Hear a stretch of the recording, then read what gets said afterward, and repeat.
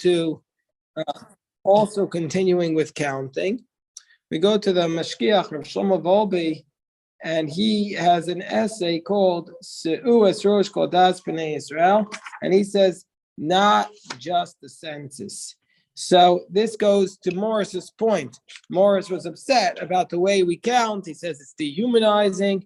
And Rav Wolbe makes this point. He says the process of counting B'nai Israel is very different than the way you count at an election or the census tallies. He said, for example, when you count in an election, it makes no difference whether a professor or somebody who can't read placed the ballot, because the purpose of the ballot is not to highlight the individual, it's to simply count who has the most number of votes. Everybody has the same vote. So too, a census is just to determine the number of people who live in a specific area. The counting of the Bnei Israel, says Rav Wolbe, was different. This was, this was carried out as a manifestation. This goes to Morris's point exactly. The counting of the Bnei Israel was carried out as a manifestation of Hashem's love for each and every one of the Bnei Israel. That's the purpose of this count, was to demonstrate God's love for the Jewish people. Rashi says, Mitoch chibasa moneo sam kosha. Because of Hashem's love for them, he counts them at each time. So the Torah tells us that Moshe and Aaron and all the leaders of the tribes had to be present during the process of the counting. So again, Rav Wolbe says, why did they each have to be present? Couldn't they just collect it and counted the half shekel? Why did Moshe and Aaron need to be there? Why do they have to give their precious time to be involved in this process? So the point that Rav Wolbe says is, it says, Se'u, lift up the heads. The purpose of this count was not to get the total number. They just had the total number. They just counted. The purpose was for it to be a spiritually uplifting experience, to lift everybody up.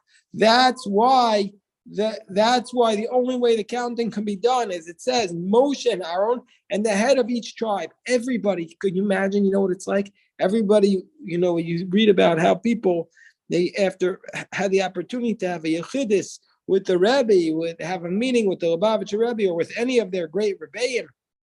That's what it was like. To me, here, the counting was each person would walk before their Nasi and before Moshe and Aaron, and they had the opportunity to meet the greatest human being ever, the greatest Nevi'im in the history of humanity. And that's what Rashi says. This is what Ramban writes. He says, additionally, he who comes and introduces himself before the foremost prophet, i.e. Moshe and Aaron, has gained merit and life. It's a merit to be counted by Moshe and Aaron, because they will look at them favorably and pray that Hashem have compassion on them. When each person came to give his half shekel, Moshe would say, what's your name? And then Moshe would give them a bracha for success. That's not written in the Torah, but this is what Ramban says, and that's what Rav Wolbe says. He imagines each person coming before their Rebbe and Moshe and Aaron, looking at them, saying, what's your name? And giving them a bracha. Can you imagine? That's how they were counted. The Gra said that this is now Rav Wolbe writing, the Vilna Gaon said that when there was a time of the Nevuah, it wasn't hard to understand. Nobody, like one of the greatest difficulties that people have in life is they don't know why we were created. They don't know what their job is, what their role is in life. So the Gra says that during the time of the Nevi'im, a person would go to the Navi, and the person would say to the Navi, what am I supposed to be doing? And the Navi would tell him what he's supposed to do, and then the person would go do it. It took out one of the greatest challenges in life, which is to discover why we were created, what we're supposed to be doing in life. Are we supposed to be a lawyer? Were we created to be a doctor? Were we created to be an investment banker or a teacher or whatever? So we would go to the Navi, and the Navi tells us, you need to be a firefighter. You need to be the plumber. The Navi would tell us. But a person who came before Moshe Rabbeinu, would merit an even more inspiring encounter. What would happen? Moshe would, his vision would penetrate into the person's soul and give him the appropriate blessing. And then after he finished with Moshe, Aaron and the head of his tribe would also come. And they would look deep into their neshama and give them a bracha. Such a process uplifts. Can you imagine how this person would leave that meeting?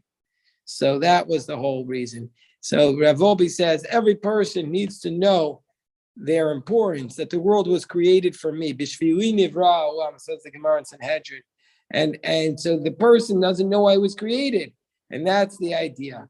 That's the idea of the census. You have to know, lift up, make it. This is the purpose of the census, according to Rav Wolbe, that a person needs to realize that what this census would do would be to show each person why they were created. Let me stop here and see if anybody has any questions about this.